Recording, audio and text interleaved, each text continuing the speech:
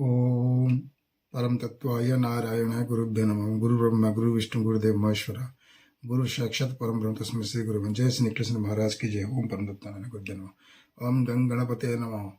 ओम ह्रीं क्लीं कालिकाय नमो नमः। ओम हलिम बगलाम शरदुष्ण वाचम मुखम पदस्तम जिह्वांकिल विनाश हलिम पट। मित्रों,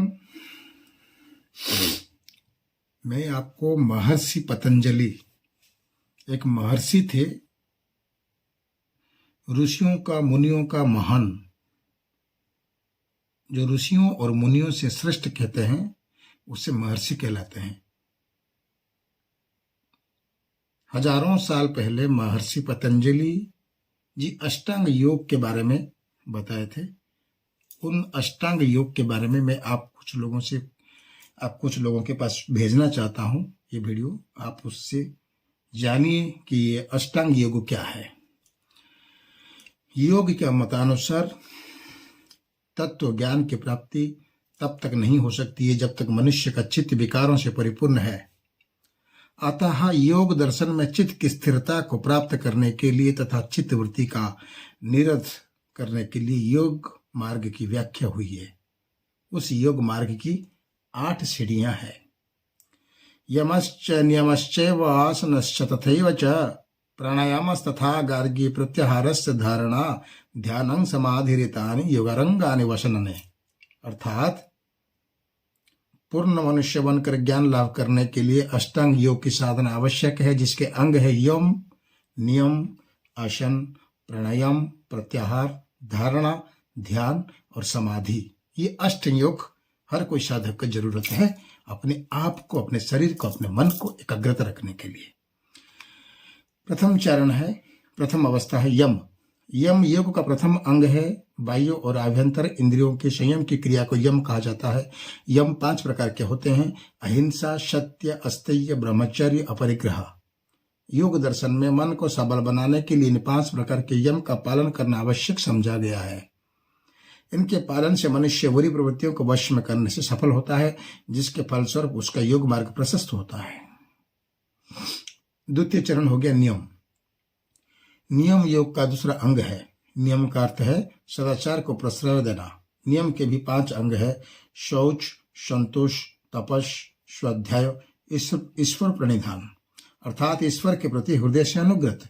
यम और नियम में अंतर यह है कि यम निषेधात्मक सद्गुण है तथा नियम भावात्मक सद्गुण है। उसके बाद आया तीसरी चरण आसन। आसन का अर्थ है जो हम कपड़े हो या चौकी हो कुछ भी डाल के बैठते हैं, उसी आसन का अर्थ है कि शरीर को विशेष मुद्रा में रखना। स्थिर सुखासनम अर्थात स्थिर भाव से सुखपूर्वक बैठने का नाम आसन है।